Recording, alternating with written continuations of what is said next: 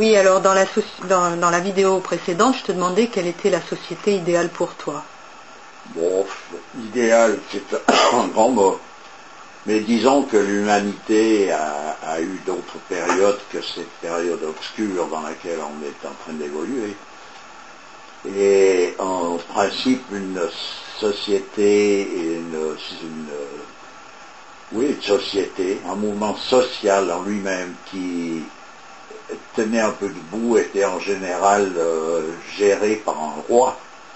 C'est-à-dire qu'on rentre dans le domaine des royaumes. C'est pas que je sois royaliste dans le sens moderne du terme, parce que je ne parlerai pas des rois déchus qui ont jalonné les derniers siècles, là, depuis le XIVe à nos jours. Je parlerai plutôt d'un roi dans le sens traditionnel de ce qu'il doit être, de ce qu'il était, et de ce qu'il a été encore très récemment en Orient.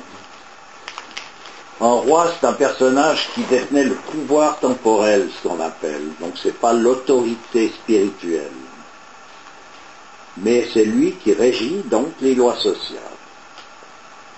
Alors en général, ce pouvoir, ce roi, il était issu d'une caste guerrière, comme en Inde, les kshatriyas. C'est dans les kshatriyas qu'on choisissait, qu'on trouvait les rois. Et qu'est-ce qui caractérise un guerrier, en réalité, c'est la noblesse.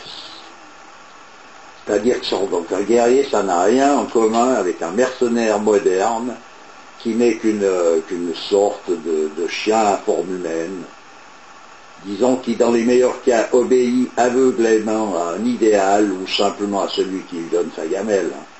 Pourquoi les meilleurs cas? Parce qu'il n'est pas nécessairement doté de la qualification qui rend le chien respectable, c'est-à-dire la fidélité. Les attributs, en somme, du vrai guerrier c'est la force vitale et la pureté virginale. Voilà ce que c'est dans les sciences sacrées.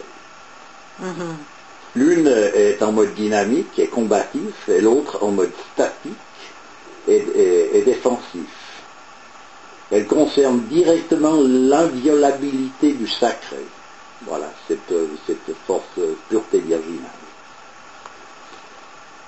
Alors, tu vois, en effet, la force, qui est une qualité guerrière, doit être accompagnée d'un complément statique ou passif. Et c'est la sobriété, c'est l'amour, la pauvreté, et le jeûne, l'incorruptibilité qui sont ces qualités pacifiques. Tu vois? Celles-ci sont en somme les qualités intrinsèques même de la force. Un roi, selon les perspectives, est roi parce qu'il est le plus noble des guerriers.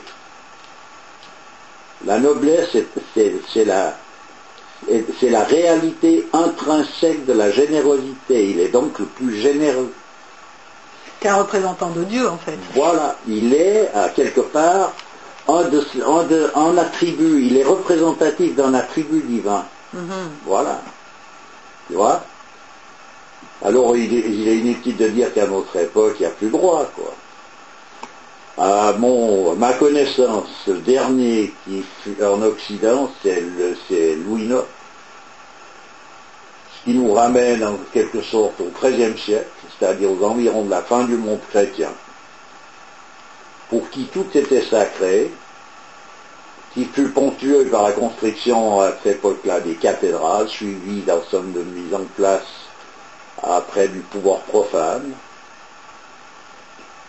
qui fut lui ponctué par la mise à mort des derniers chevaliers de l'ordre du Temple. Tout le monde connaît cette histoire, voilà. En tout cas, c'est intéressant de signaler en passant l'incohérence des historiens pour tout ce qui est antérieur au XIVe siècle. C'est une frontière qui sépare deux états d'esprit. Voilà. En Orient, c'est le XXe siècle qui a vu au nez à la barbe de tous les orientalistes disparaître les derniers rois. Il n'y a pas un de ces orientalistes qui a réussi à mettre le doigt sur une connaissance à ce sujet. Et actuellement, les nations sont dans les mains de la plus rebutante des pègres, si on veut parler actuellement. L'absence de générosité et de noblesse n'est pas un handicap, mais plutôt une condition pour devenir chef d'État. Voilà. Un roi, il était le représentant du pouvoir temporel, ce qui veut dire que du plus petit au plus grand de ses sujets, leurs biens, les animaux, les végétaux, les minéraux, jusqu'au plus petit grain de sable lui appartenaient. Son éducation était faite par des savants qui représentaient, eux, l'autorité spirituelle. Il s'agissait d'une éducation donc rigoureuse. Il apprenait, comme tout lui appartenait, à prendre soin de tout, puisque tout est à lui. On est loin du despote qui est éduqué par des filous, représentant des plus dégoûtantes magouilles économiques, qui ne cherchent qu'à satisfaire un idéal hypothétique qui est toujours jonché de vices et surtout et avant tout à remplir son porte-monnaie. Voilà un peu les différences qu'on peut avoir d'une époque à une autre où on peut parler d'idéal. Des différences notables. Oui, les différences notables. Ah ouais. Et puis ce roi à l'époque à qui tout appartenait et qui prenait soin de tout, il y avait un moment où il sortirait à l'approche de la vieillesse dans la solitude et le dénuement. Voilà. Il ne possédait donc plus que le strict nécessaire.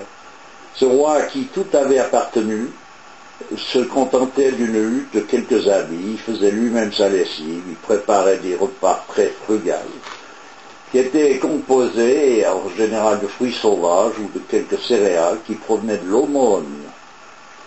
Voilà.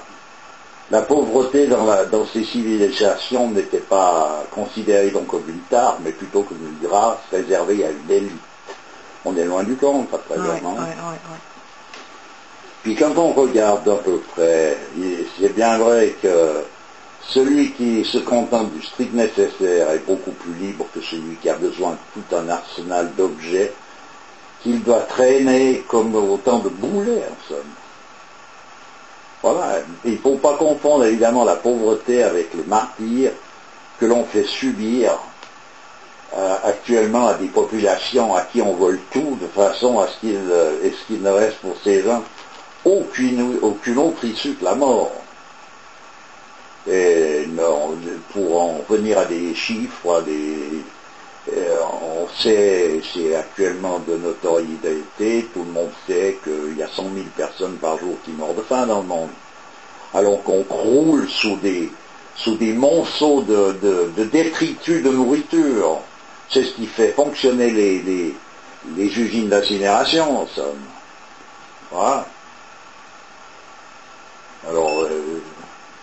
Alors ici, il y a des rumeurs qui circulent et qui prétendent que toutes ces ignominies ont toujours existé. Eh bien, pour moi, je dis non. Ça n'a pas toujours existé. Car l'homme a toujours eu la possibilité de connaître sa véritable raison d'être. Et ce n'est pas parce qu'on baigne actuellement dans l'infamie, en somme, que l'homme ne s'est jamais comporté dignement. C'est impensable que l'homme qui est si désireux de paix ne se soit pas à un moment donné résigné à être ce qu'il doit être, c'est-à-dire l'élément central de la manifestation universelle. Oui, là tu parles de l'âge d'or. Oui, l'âge d'or. Non, je parle simplement de la conscience de ce que représente l'homme. Enfin, voilà, c'est un aperçu qui sont dans deux parties, c'est-à-dire... C'est bon. Ouais. Ben, je te remercie.